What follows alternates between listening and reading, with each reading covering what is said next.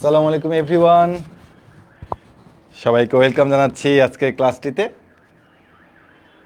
তো অনেকদিন পরে তোমাদের সাথে আবার ক্লাসে চলে এলাম। সব কিছু ঠিকঠাক আছে কিনা তোমরা একটু কমেন্ট করে জানিয়ে দিও।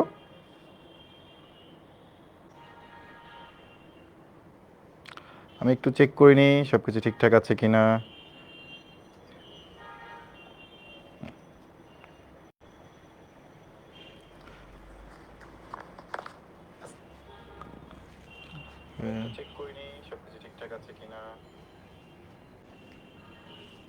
তো আজকে আমরা উচ্চতর গণিতের যে সম্ভাবনা চ্যাপ্টারটি আছে, তো এই চ্যাপ্টারটি আমরা আলোচনা করব।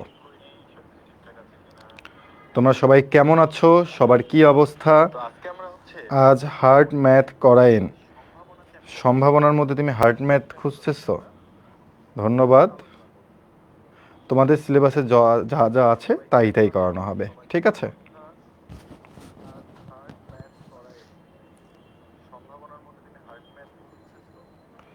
কে যারা সালাম দিচ্ছ সবাইকে জানাচ্ছি ওয়ালাইকুম আসসালাম।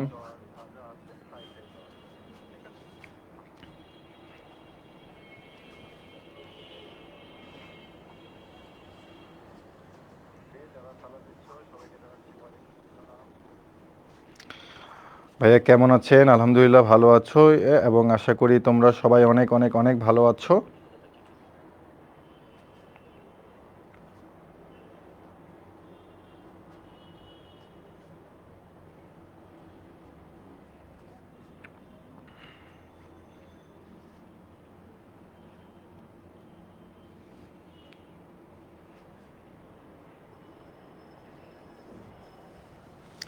সবাই দ্রুত একটু যুক্ত হয়ে যাও, ক্লাসটি শুরু করে দিব। এবং তোমাদের সবার পড়াশোনার কি অবস্থা, সবার দিনকাল কেমন যাচ্ছে সেগুলো একটু জানাতে পারো। যশোর বোর্ডে হার্ড ম্যাথ আসে, তুমি যশোর বোর্ড থেকে ঢাকা বোর্ডে চলে এসো।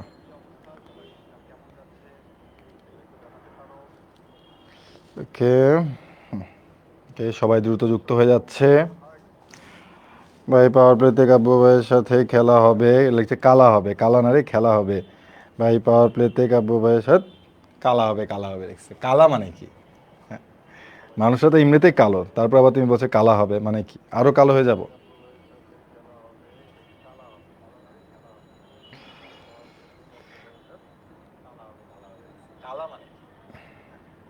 মানুষরা তো এমনিতেই কালো, তারপর আবার তুমি বলছো কালা হবে মানে কি? আরো কালো হয়ে যাব?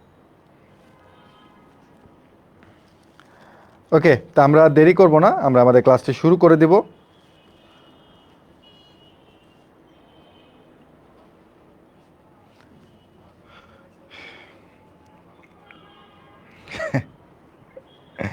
তোমাদের সাইম ভাই লিখছে কালা হবে।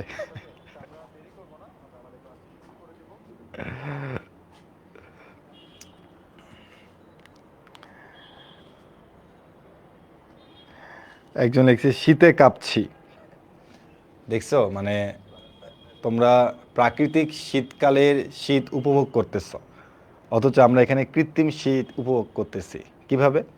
যে এই যে ক্লাস নিচ্ছি, পাশে এসি চলতেছে। এখন বলতে পারো যে ভাই কেন এসি চলতেছে, এসিটা অফ করে দিলে তো হয়। মজার কাহিনী হচ্ছে এসি যদি অফ করে দিই তাহলে ক্যামেরাই অফ হয়ে যাবে। মানে আমার জন্য না, ক্যামেরার জন্য এসি লাগে। আর ক্যামেরার ক্লাসগুলো মানে ক্যামেরাটা ইউজ করা হয় কেন, তোমরা যেন খুব সুন্দর একটা ভিউ পাও আমাদের থেকে, ক্লাসে কোয়ালিটি যেন ঠিকঠাক থাকে, লাইটিং যেন ঠিক থাকে। তো সব কিছু মিলে ক্যামেরা ইউজ করতে হয়। নিচে অনেকগুলো লাইট দেওয়া আছে, পাশে এসি দেওয়া আছে। এখন আসলে এসির বাতাস আমরা খাই না, এখন এসি বাতাস খাই হচ্ছে ক্যামেরা। তো এখানে একটা লাইট এখনও দেয় নাই, এটা আমি একটু দিয়ে নিই লাইটটা।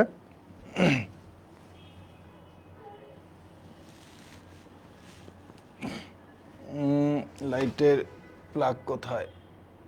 ওমা,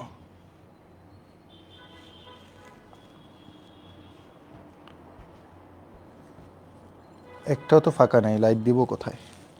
লাইট দেওয়ার মতো জায়গা নাই। ওকে, আর একটা লাইট দেওয়ার মতন কোনো অবস্থা, কোনো ব্যবস্থা নাই। তো চলো, অনেক কথা হয়েছে, আমরা আমাদের ক্লাসখানা শুরু করে দিই।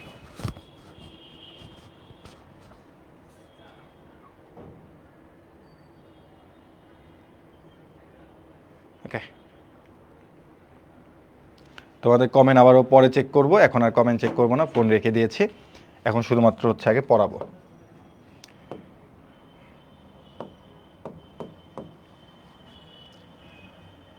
তো প্রথমেই তুমি সম্ভাব্যতা বা সম্ভাবনা বলতে আসলে কি বুঝো?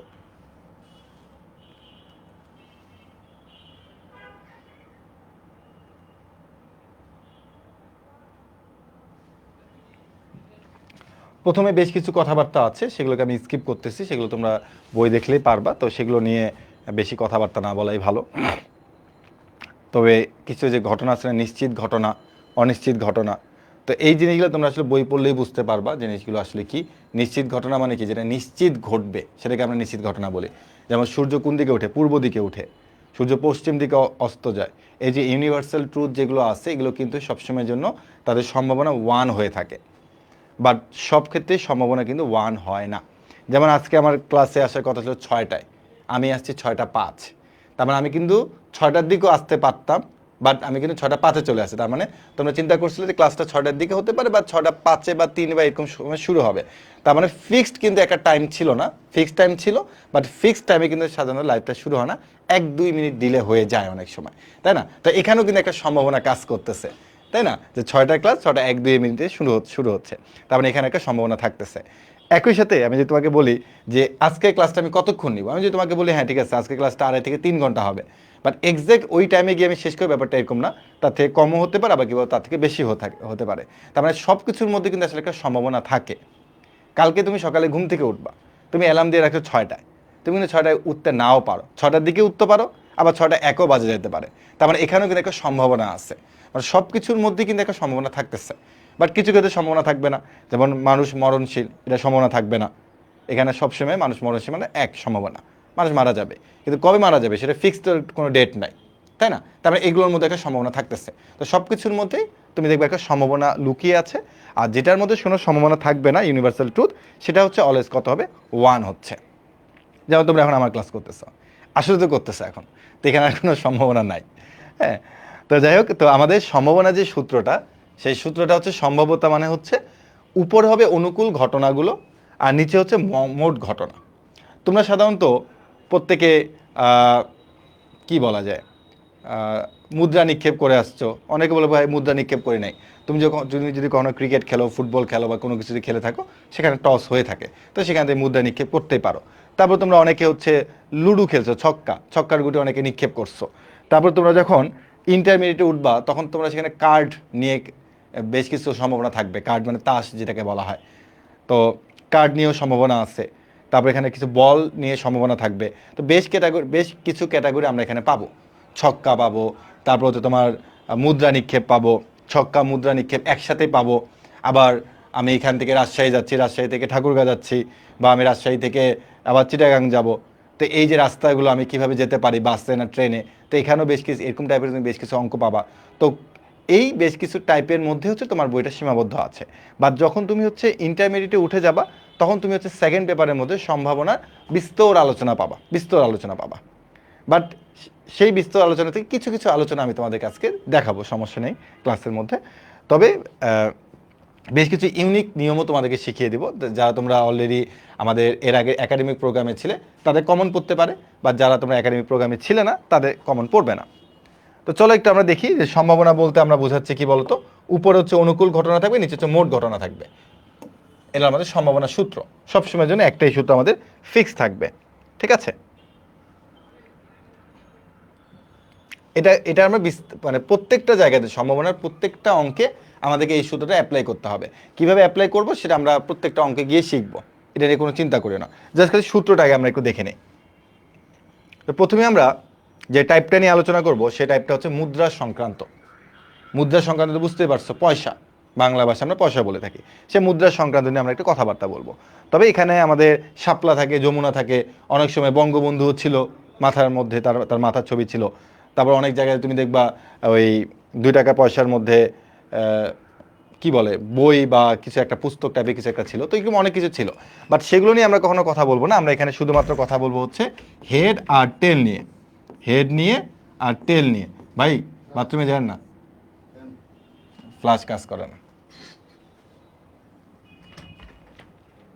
আপনি আমাকে বিশ্বাস করছেন?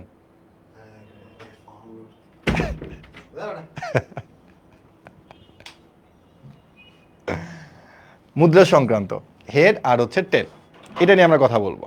ঠিক আছে, হেড মানে মাথা, টেল মানে লেজ, এগুলা নিয়ে চিন্তা করার দরকার নেই। হেড আর টেল নিয়ে আমরা কথাবার্তা বলবো। ঠিক আছে, তো এখন আমাদের একটু আগে আমরা যে সূত্রটা শিখছিলাম সেই সূত্রটা কি ছিল বলতো? যে সম্ভাবনা মানে হচ্ছে উপরে হচ্ছে অনুকূল ঘটনা আর নিচে ছিল কি বলতো মোট ঘটনা। অনুকূল ঘটনা আর একটা কি বলতো মোট ঘটনা ছিল। আচ্ছা, এটা একটু আমি এই পাশে চাপাই লিখি, তাহলে আমি অনেক কিছুই লিখতে পারবো বোর্ডের মধ্যে। আচ্ছা, সম্ভাবনা, সম্ভাবনা সম্ভাবনা মানে আমরা কি শিখছি? অনুকূল ঘটনা বা মোট ঘটনা। হ্যাঁ, তুমি এটা দিয়ে করতে পারো, তবে আমরা নতুন একটা কিছু শিখতে যাচ্ছি আজকে। সেটা কি? আমরা মুদ্রা সংক্রান্ত অঙ্কগুলোকে এই সূত্র দিয়ে করার চেষ্টা করব। একটা হচ্ছে NCR, আরেকটা হচ্ছে 2^n। এখন তুমি বলো ভাই এই সূত্রটা আমার বইয়ের মধ্যে নাই, আমি কি এই সূত্র অ্যাপ্লাই করতে পারবো কিনা? উত্তর হচ্ছে অবশ্যই পারবা, কোনো সমস্যা নাই।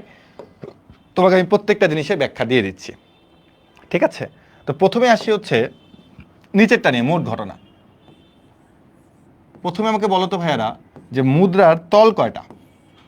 মুদ্রার তল কয়টা বলো তো? ভাই মুদ্রার তল হচ্ছে দুইটা। তল হচ্ছে কয়টা? দুইটা। একটা হচ্ছে হেড আর আরেকটা হচ্ছে কি বলতো টেল। তল হচ্ছে দুইটা। তো এই জন্য আমরা যখন তার মোট ঘটনা নির্ণয় করি, যখন আমরা বলি যে এই মুদ্রা সংক্রান্ত অঙ্কগুলোর মোট ঘটনা কি হবে, মোট ঘটনা, তখন আমরা খুব সহজে সেই মোট ঘটনা বের করে ফেলতে পারি 2^n এই ফর্মুলা দিয়ে। 2^n এই ফর্মুলা দিয়ে। তার তল যেহেতু দুইটা, এই জন্য বলা হয় 2। আর n মানে তুমি কয়বার নিক্ষেপ করতেছো। n মানে কি বলতো? কয়বার নিক্ষেপ করতেছো। n এর পরিচয় হচ্ছে কি বলতো? কয়বার নিক্ষেপ করা হচ্ছে। কয়বার নিক্ষেপ করা হচ্ছে। কয়বার নিক্ষেপ করা হচ্ছে, এই হচ্ছে আমাদের n এর পরিচয়। কারণ তুমি একবার না, তুমি 2বার 3বার 4বার 5বার যে কোনো সংখ্যকবার নিক্ষেপ করতে পারো। তাহলে n হচ্ছে তার পরিচয়, 2^n। এবার চলে আসে ভাই এই NCR দ্বারা কি বোঝাচ্ছে? এই NCR দ্বারা আপনি কি বুঝাচ্ছেন এটা নিয়ে একটু আসি। NCR, NCR প্রথমত হচ্ছে এই যে একটু আগে লিখছিলাম যে n এর পরিচয় কি? n মানে হচ্ছে কয়বার নিক্ষেপ করা হচ্ছে। কয়বার নিক্ষেপ করা হচ্ছে। আর আর নিচে আর সি এর পরিচয় পরে দিচ্ছি। নিচের আর মানে হচ্ছে প্রশ্নে কি চাওয়া হচ্ছে। প্রশ্নে কি চাওয়া হচ্ছে। কি চাওয়া হচ্ছে আসলে বলতে এজ বা টি, মানে প্রশ্নে কয়টা এজ বা কয়টা টি চাওয়া হচ্ছে। আর সি আমরা কি পাবো? আমাদের কাছে যদি ক্যালকুলেটর থাকে তাহলে আমরা এইটা ক্যালকুলেটর থেকে আসলে বের করে ফেলতে পারবো। যে শিফট, এই যে তুমি সাপোজ লেখলা হচ্ছে n এর মান যদি তুমি বলো যে 3C2, 3 মানে হচ্ছে আমি কয়বার নিক্ষেপ করতেছি, আর 2 মানে হচ্ছে আমার কাছে কয়টা হেড বা কয়টা টেল চাচ্ছে সাপোজ ধরে নাও। তুমি এটা মানটা কিভাবে বের করবা ক্যালকুলেটর থেকে? তুমি প্রথমে আগে 3 চাপবা, 3 চাপবা, তারপর শিফট চেপে ভাগ চাপবা, শিফট চেপে ভাগ। শিফট চেপে যদি ভাগ চাপো তুমি দেখবে সি চলে আসছে। তারপর তুমি হচ্ছে 2 চাপো, 3C2 মানে হচ্ছে 3। তারপর আমি এটা পাইলাম কিভাবে বলো তো? 3 এর মতো রাখলাম, আর তারপর আমি একটা ভাগ চিহ্ন দিলাম, সরি, তারপর আমি সি পাবো কিভাবে বলো তো? চলে লিখলাম না, 3C2 মানে হচ্ছে 3। তার মানে সি মানে হচ্ছে তুমি হচ্ছে শিফট চেপে ভাগ চাপবা, তাহলে তুমি সি পেয়ে যাবা। দেখো এই যে শিফট চেপে ভাগ, সি চলে আসবে, সি চলে আসবে। এই 3C2 মানে 3। তো এখন এটা আমরা আসলে অঙ্কের মধ্যে কীভাবে অ্যাপ্লাই করবো সেটা এখন এক এক করে দেখবো। তার মানে আমাদের যদি কখনো মুদ্রা সংক্রান্ত অঙ্ক তারা দিয়ে থাকে, আমরা হচ্ছে ওই যে নমুনা ক্ষেত্র তৈরি করে, বা নমুনা ক্ষেত্র তৈরি করতে বলে তো করে ফেলবো, প্রশ্নের মধ্যে করতে বলছে, বা যদি কখনো আমাদেরকে নমুনা ক্ষেত্র তৈরি করতে না বলে, তখন আমরা খুব সহজে এই অঙ্কগুলো এইভাবে করে ফেলতে পারি। যে উপরে হচ্ছে NCR আর নিচে হচ্ছে কি বলতো 2^n। এই সূত্র দিয়ে খুব সহজে অঙ্কগুলো সলভ করা যায়। এখন আমরা হচ্ছে একটা একটা করে অঙ্ক দেখলে আমাদের জিনিসটা আরও বেশি ক্লিয়ার হয়ে যাবে। ঠিক আছে, চলো আমরা একটা একটা করে দেখার চেষ্টা করি। যতটুকু বোঝানো হয়েছে ততটুকু তোমরা বুঝতে পেরেছো কিনা আমি সেটা একটু আগে দেখে নিই, তারপর আমি পরবর্তীতে চলে যাই।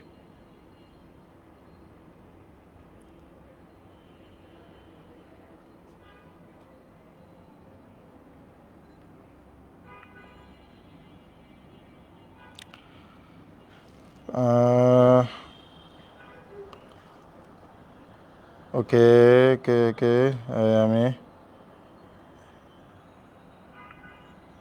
ওকে এবার চলে আসে। দেখো কি বলছে, একটি নিরপেক্ষ মুদ্রাকে 5 বার নিক্ষেপ করা হলে উপরের পিঠে, সাধারণত আমরা একটা যদি টস করে থাকি আমরা সাধারণত উপরের পিঠটা দেখি, নিচেরটা দেখতে যাই না, এই জন্য বলেছি উপরের পিঠে 3টি এজ পাওয়ার সম্ভাবনা, 3টি টেল পাওয়ার সম্ভাবনা। তো দেখো একটা মুদ্রাকে 5 বার নিক্ষেপ করা হয়েছে, তার মানে ব্যাপারটা এরকম না যে আমাকে ওই নমুনা ক্ষেত্র তৈরি করতে হবে, আমাকে নমুনা ক্ষেত্র তৈরি করা লাগবে না, নমুনা ক্ষেত্র ছাড়াই আমি অঙ্কটা করতে পারবো। কিভাবে চলো একটু দেখি। প্রথমত তোমাকে তারা এখানে বলছে একটি মুদ্রাকে 5 বার নিক্ষেপ করা হয়েছে, তাহলে কয়বার নিক্ষেপ করেছে? 5 বার। তাহলে আমি এখান থেকে বলতে পারি যে আমার এন এর মান হচ্ছে কত? 5। এন এর মান হচ্ছে কত? 5। এটা আমি পেয়ে গেছি, এন এর মান আমার 5। তাহলে আমি এখান থেকে মোট ঘটনা আমি বলতে পারি 2 টু দি পাওয়ার 5। এটা আমার কি বলতো? মোট ঘটনা 2 টু দি পাওয়ার 5। এটা মোট ঘটনা তো মোট ঘটনা সবারই সেম থাকবে, মানে একটা প্রশ্নের আন্ডারে যতগুলো অঙ্ক থাকবে সবারই মোট ঘটনা সেম থাকবে, কিন্তু অনুকূল ঘটনা সেম থাকবে না। মোট ঘটনা একই থাকবে কিন্তু অনুকূল ঘটনা চেঞ্জ হয়ে যাবে। কেননা আমি দেখো আর এখানে কি বলছি যে প্রশ্নে কি চাওয়া হচ্ছে, তার মানে আমার এই হরে বা এইখানে কিন্তু আর নাই, আর আছে কিন্তু লবে, তারপর আমার এই লবটা চেঞ্জ হবে, হর কিন্তু সবসময় একই থাকবে। কারণ প্রশ্নে কি চাওয়া হচ্ছে, প্রত্যেকটা প্রশ্ন তো আলাদা আলাদা হয়ে থাকে, কারণ প্রশ্নে যেটা চাওয়া হচ্ছে সেটা হচ্ছে আমার লবের সাথে সম্পর্কিত। তারপরে বলছে 3টি এজ পাওয়ার সম্ভাবনা, কি বলছে? 3টি এজ পাওয়ার সম্ভাবনা। তাহলে আমি এখন এখান দিয়ে কি বলবো, দেখো আমার মোট ঘটনা, নিচে হচ্ছে মোট ঘটনা। আমি একটু আগে প্রশ্নটা এভাবে লিখতে পারি, প্রবাবিলিটি 3s, মানে 3টা এজ চাচ্ছে আমার কাছে, তাই নিচে আমি লিখবো হচ্ছে মোট ঘটনা কি লিখবো? 2 to the power 5, 2 to the power 5 লিখলাম। আর উপরে কি লিখবো? 3টি এজ। দেখো উপরে হচ্ছে এনসিআর, এন এর মান কত ভাই? এন এর মান হচ্ছে 5, এন এর মান হচ্ছে 5, তারপরে সি দাও। আর কয়টা এইচ এর কথা বলছে? 3টা, তার মানে আর এর মান হচ্ছে এখানে 3।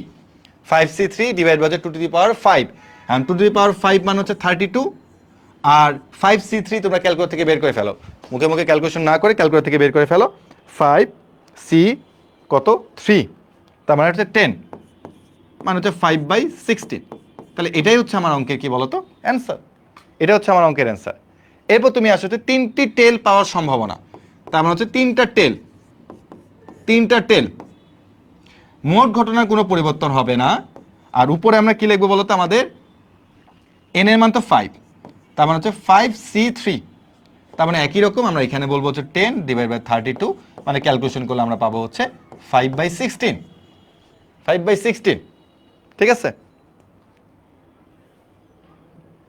এরপর কি বলছে দেখো, সবগুলো এজ পাওয়ার সম্ভাবনা কত? সবগুলো এজ পাওয়ার সম্ভাবনা কত? এখানে একটু বুঝতে হবে। সবগুলো এজ মনে রাখবা, তুমি যখন একটা মুদ্রাকে নিক্ষেপ করবা, কয়বার নিক্ষেপ করতেছো ভাই? 5 বার। 5 বার নিক্ষেপ করতেছো, তাহলে মনে রাখবা 5 বার নিক্ষেপ করা মানে এখানে সর্বোচ্চ তুমি হেড পাবা হচ্ছে 5টি, সর্বোচ্চ 5টি হেড পাবা, আর সর্বোচ্চ 5টি তুমি টেল পাবা। তার মানে এখান থেকে বুঝে নিবা যে আমি যদি একটা মুদ্রাকে 10 বার নিক্ষেপ করি তাহলে আমি সর্বোচ্চ 10 বার হেড পাইতে পারি এবং সর্বোচ্চ আমি 10 বার টেল পাইতে পারি। বুঝতে পারছো? তার মানে এখানে তোমাকে তারা বলছে কি সবগুলো এজ পাওয়ার সম্ভাবনা, তার মানে যেহেতু 5 বার নিক্ষেপ করা হয়েছে তার মানে এখানে সবগুলো হেড মানে তুমি 5টা হেড পাবা। ঠিক আছে? 5টা হেড তুমি পাবা। তার মানে ব্যাপারটা এরকম দেখো, সবগুলো হেড মানে হচ্ছে, প্রশ্ন আমাকে কিন্তু বলেনি 5টা হেড, বাট আমি লিখবো প্রবাবিলিটি অফ 5 এজ, মানে হচ্ছে 5টা হেড। কেন আমি 5 পাইছি? কারণ আমার এখানে যদি 5 বার নিক্ষেপ করতে বলছে, এই জন্য আমি 5টা হেড পাবো। ওকে, নিচে কি লেখা যায় দেখো তো ভাইয়া, নিচে কি লেখা যায়? নিচে তুমি লিখবো যে 2 to the power n, change হয় নাই, 2 টু দি পাওয়ার 5, আর উপরে n এর মান হচ্ছে 5 এবং r এর মান, এটা কিন্তু r এর মান, এটা r এর মান 5c5। মনে রাখবা এটা হচ্ছে r এর মান, এই যে r এর মান, এটা হচ্ছে r এর মান, এই যে r এর মান। এখন তুমি দেখবা 5c5 মানে 1, আর এখানে হচ্ছে কত? 32।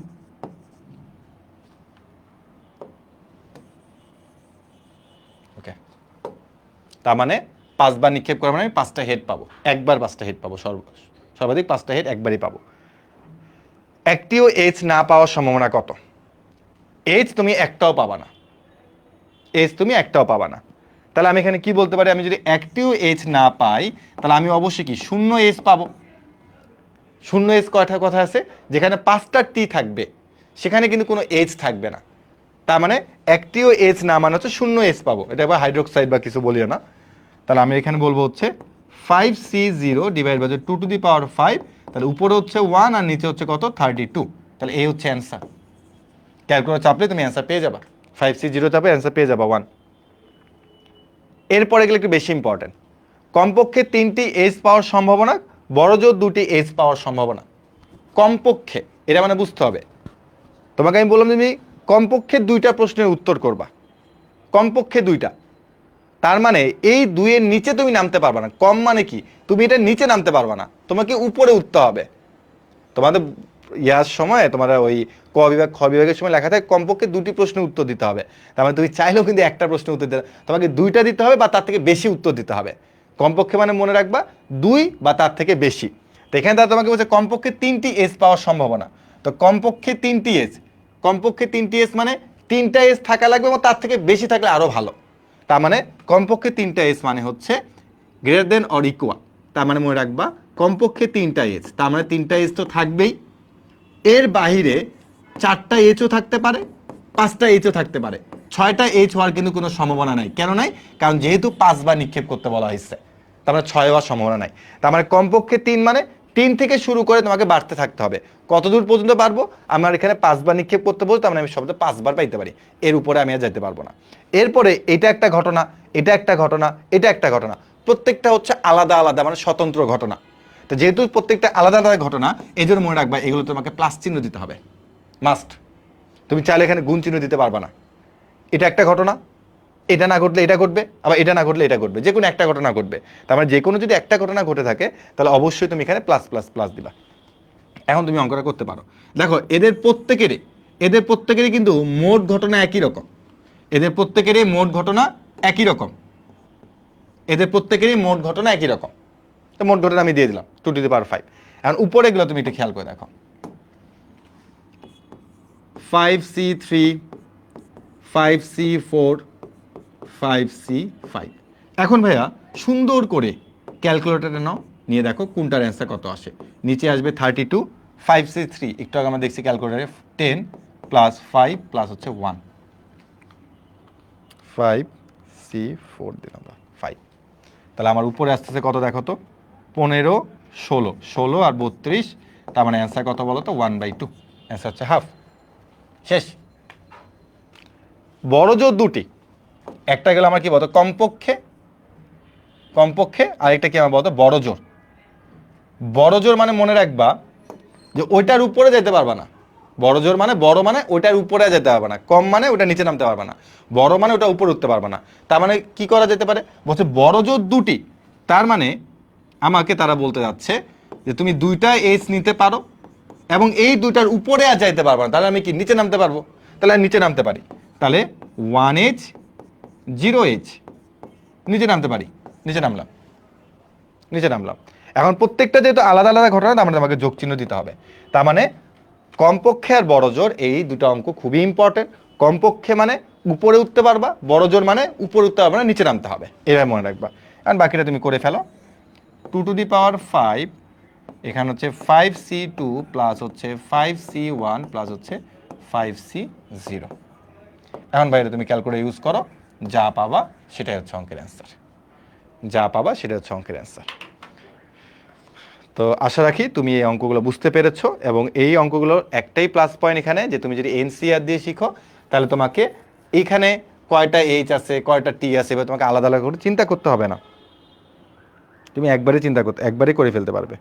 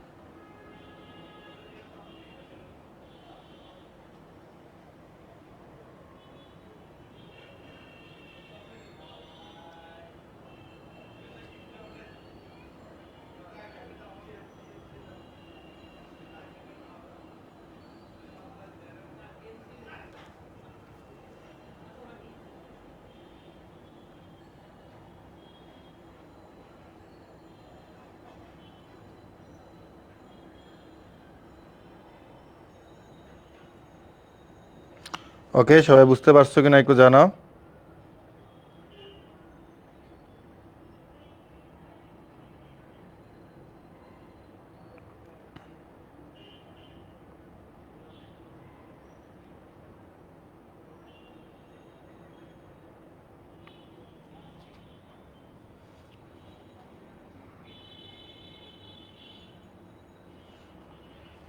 হচ্ছে তুমি হচ্ছে শিফট চেপে ভাগ চাপবা, তাহলে তুমি ক্লিয়ার ভাই। ওকে,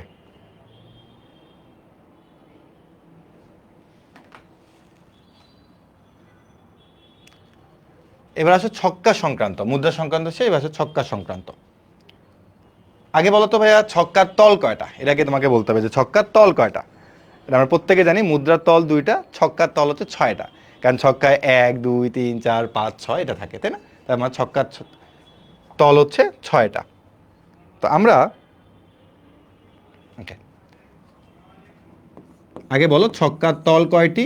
ছক্কার তল হচ্ছে 6টি। তার মানে আমরা একটা ছক্কাকে একবার কেন, আমরা একটা ছক্কাকে 2বার 3বার 4বার নিক্ষেপ করতে পারি, তাই না?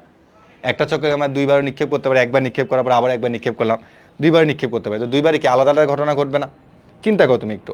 তোমাকে আমি সুযোগ দিলাম যে তুমি আমার সাথে লুডো খেলবা, তুমি হচ্ছে 2বার করে নিক্ষেপ করবা ছক্কা। তুমি কি বলতে পারবা যে প্রথমবারে 6 উঠবে, পরের বারে 2 উঠবে? বলতে পারবা না। তুমি প্রথমবার একবার নিক্ষেপ করবা, দেখবা যে 2 উঠছে, পরে একবার নিক্ষেপ করবা, দেখবা 5 উঠছে। এমনও তো ঘটনা হইতে পারতো যে তুমি প্রথমে নিক্ষেপ করছো 4 উঠছে, পরে নিক্ষেপ করছো 1 উঠছে। হইতে পারে না? কোন দুটা ঘটনা ঘটবে কেউ কি বলতে পারবা? না ভাই, এটা বলতে পারবো না, এটা বলা সম্ভব না, তাই না? ওকে, তার মানে তুমি একটা ছক্কাকে যদি একবার নিক্ষেপ করো, তাহলে এখানে মোট ঘটনা কয়টা হইতে পারে, বা তার নমুনা ক্ষেত্র কয়টা হইতে পারে? একটা ছক্কাকে তুমি যদি 2বার নিক্ষেপ করো, তাহলে এখানে মোট কতগুলো নমুনা ক্ষেত্র হইতে পারে? ওই নমুনা ক্ষেত্রগুলো থেকে কিন্তু যে কোনো একটা ঘটনা ঘটবে। তার মানে তল হচ্ছে 6টা, আর মোট ঘটনা, মোট ঘটনা, মোট ঘটনা হবে তলের সাথে রিলেটেড 6⁸। বুঝা গেছে কেন 6 হবে? কারণ তোমাকে আমি বললাম যে একটা 6 তুমি নিক্ষেপ করো, তুমি কিন্তু বলতে পারবে না যে কত উঠবে, কিন্তু তুমি এতটুকু শিওর 1 থেকে 6-এর মধ্যে যে কোনো একটা সংখ্যা উঠবে, তাই না? 1 থেকে 6-এর মধ্যে যে কোনো একটা সংখ্যা উঠবে, কোন সংখ্যাটা উঠবে এটা তুমি জানো না, তাই না? তার মানে আমাদের মোট ঘটনা কিন্তু 6টা, কিন্তু কোন ঘটনা উঠবে এটা আমরা কেউ জানি না। তার মানে আমরা মোট ঘটনাটা সবাই জানি, কিন্তু অনুকূল ঘটনাটা জানি না। বুঝতে পেরেছ? মোট ঘটনা সবাই জানি, কিন্তু অনুকূল ঘটনা আমরা কেউ জানি না। আমরা প্রত্যেকে জানি যে আমাদের পরীক্ষা হচ্ছে 100 মার্কের, এটা মোট ঘটনা, যে 100 মার্কের পরীক্ষা। কিন্তু 100-র মধ্যে কত পাবা তুমি, এটা কি তুমি জানো? কিন্তু হচ্ছে না, ওটা হচ্ছে অনুকূল ঘটনা। বুঝতে পেরেছ? তার মানে ছক্কার ক্ষেত্রে একই রকম, যে আমরা জানি যে ছক্কায় 1 থেকে 6-এর মধ্যে যে কোনো একটা ঘটনা ঘটবে, যে কোনো মানে 6টা ঘটনা আছে, 1 থেকে 6-এর মধ্যে 6টা ঘটনা আছে, এটা হচ্ছে মোট ঘটনা। কিন্তু ওই 6টা ঘটনার মধ্যে কোন ঘটনাটা এক্স্যাক্টলি ঘটবে এটা আমরা কেউ জানি না, তা ওটা হচ্ছে অনুকূল ঘটনা। ঠিক আছে? তাহলে আমাদের ছক্কা সংক্রান্ত হচ্ছে 6⁻n। বলছে একটি ছক্কাকে 2বার নিক্ষেপ করা হলো, একটি ছক্কাকে 2বার নিক্ষেপ করা হলো। তো দেখো মুদ্রার অঙ্কগুলোতে আমরা বলছিলাম NCR 2⁻n, উপরে অনুকূল করে NCR দিয়ে করছি। বাট মনে রাখবা ছক্কার ক্ষেত্রে তুমি এভাবে চিন্তা করতে পারবা না। ছক্কার ক্ষেত্রে তোমাকে হচ্ছে ঘটনাগুলো লিখতে হবে। আর একটা ছক্কাকে কখনো তারা 3বার নিক্ষেপ বলবে না। কেন বলবে না? 3বার নিক্ষেপ বলে বিশাল কাহিনী ঘটে যাবে, 6³ বহুত বহুত কাহিনী যাবে। 6³ মানে 36টা ঘটনা, আর 6³ মানে কতগুলো ঘটনা একটু চিন্তা করো, 36কে 3 দিয়ে গুণ করো। তো ওটা তুমি এখানে আসলে অঙ্ক আর্ট করতে পারবা না খাতার মধ্যে। তো একটা ছক্কাকে তারা সর্বোচ্চ 2বারই নিক্ষেপ করতে বলবে, এর বাইরে কখনো বলবে না। ওকে, তাহলে একটা ছক্কাকে 2বার নিক্ষেপ করতে বলছে, তাহলে কি কি ঘটনা ঘটতে পারে চলো তো একটু দেখে আসি। কি কি ঘটনা ঘটতে পারে দেখো তো ভাইয়া। 1-1 আসতে পারে। আচ্ছা, একটু আমাকে ছোট করে লিখতে হবে। আমার 1-1 আসতে পারে, আমার 1-2 আসতে পারে, আমার 1-3 আসতে পারে, আমার হচ্ছে 1-4 আসতে পারে, আমার 1-5, আমার 1-6। মানে ব্যাপারটা এরকম না যে 14-15-16, ব্যাপারটা হচ্ছে এরকম, প্রথম ছক্কায় 1, দ্বিতীয় ছক্কায় 1, মানে প্রথম নিক্ষেপ করলাম 1 পাইছে, পরে নিক্ষেপ করছে 2 পাইছে, এরকম ঘটনা ঘটতে পারে। মানে প্রথম নিক্ষেপে 1, পরে নিক্ষেপে 3, এভাবে ঘটনাগুলো আমি বলতেছি। এরকমও ঘটনা ঘটতে পারে 2-1, 2-2, 2-3, 2-4, 2-5, 2-6, 3-1, 3-2, 3-3, 3-4, 3-5, 3-6। তারপর হচ্ছে 4-1, 4-2, 4-3, 4-4, 4-5, 4-6। তারপর হচ্ছে 5-1, 5-2, 5-3, 5-4, 5-5, 5-6, তারপর হচ্ছে 6-1, 6-2, 6-3, 6-4, 6-5, 6-6। এই হচ্ছে আমার ঘটনা। তুমি একটু তাকায় দেখো, এখান থেকে যে কোনো একটা ঘটনা তোমার ঘটতে পারে। তুমি যদি একটা ছক্কাকে পরপর 2বার নিক্ষেপ করো, তাহলে এই যে ঘটনাগুলো লিখছি, এই ঘটনাগুলোর সাথে একটা ঘটনা তোমার মিলে যাবে। তার মানে তুমি যদি একটা ছক্কাকে 2বার নিক্ষেপ করো, তোমার কাছে এরকম 36টা ঘটনা থাকবে। এই 36টা ঘটনার মধ্যে একটা ঘটনা ঘটবে, 36টা ঘটবে না, একটা ঘটবে। তোমার কপালে এটাও ঘটতে পারে, প্রথম ছক্কায় 3, পরের ছক্কায় 5। কারো ঘটনা এটাও ঘটতে পারে যে অনেকে বলে না যে 2 ছক্কা উঠে গেছে, তার মানে সে 2বার নিক্ষেপ করছে, 2বারই সে 2টা ছক্কা পাইছে। আর কারো কপাল এমন খারাপ থাকবে, যে তোমাদের ইয়াসিন ভাইয়ের মতন কপাল, যার কপালে হচ্ছে প্রথমে 1 পাইছে, পরেও 1 পাইছে, 1 আর 1 পাইছে। তার মানে এরকম যে কোনো একটা ঘটনা তোমার সাথে ঘটে যেতে পারে। তার মানে এই 36টা ঘটনা বাইরে কোনো ঘটনা ঘটবে না, বাট যে কোনো একটা, মানে এর বাইরে কোনো ঘটনা ঘটবে না, বাট এগুলোর মধ্যে যে কোনো একটা ঘটনা ঘটবে। ঠিক আছে, এবার দেখো আমাকে প্রশ্নে কি বলছে। বলছে 2টি ছক্কায় একই মান পাওয়ার সম্ভাবনা। একটু তাকায় দেখো কি বলছে, 2টি ছক্কায় একই মান পাওয়ার সম্ভাবনা। এগুলো এক লাইনে উত্তর হয়ে যাবে। একই মান, একই মান মানে কি বোঝাচ্ছে বলো তো? এই যে 6-6, 5-5, 4-4, 3-3, 2-2, 1-1, তাহলে এই যে কর্ণ বরাবর যে ঘটনাগুলো আছে, কর্ণ বরাবর যে ঘটনাগুলো আছে, এই ঘটনাগুলোর মধ্যে যে কোনো একটা ঘটনা ঘটবে। বাট মোট ঘটনা কয়টা আছে? 36টা। তুমি 36টা থেকে 6টা ঘটনা চিন্তা করতেছ। তার মানে ভাইয়া এখানে কিন্তু তোমাকে 36 লিখতে হবে। এখানে তোমাকে আগে মোট ঘটনা 36 লিখতে হবে, আর অনুকূল ঘটনা হচ্ছে কয়টা? 6টা। তার মানে কাটাকাটি করলে 1/6 হবে। 6টা ঘটনা আছে, কারণ কি একই মান বলছে। একই মান মানে 1-1, 2-2, 3-3, 4-4, 5-5, 6-6। পরেরটা কি বলছে? প্রথম ছক্কায় বড় মান, দ্বিতীয় ছক্কায় ছোট মান পাওয়ার সম্ভাবনা। পরেরটা কি বলছে? প্রথম ছক্কায় ছোট মান, দ্বিতীয় ছক্কায় বড় মান পাওয়ার সম্ভাবনা কি? এখন একটু তাকায় দেখো, তীর চিহ্নের ওই দিকে তাকাও, এদিকে তাকাও। তীর চিহ্নের এদিকে তাকায় দেখো কি হয়, আবার তীর চিহ্নের এদিকে তাকায় দেখো কি হয়। একটু তাকায় দেখো যে আমার তীর চিহ্নের এদিকে 1-2 আছে, 1-3 আছে, 2-3 আছে, 1-4, 2-5, 2-6, 1-6, 3-6, 4-6, 5-6, এগুলো আছে, অনেকগুলো আছে। দেখো তো এদের কিন্তু প্রত্যেকটার একটা কমন বৈশিষ্ট্য আছে। কি বৈশিষ্ট্য? দেখো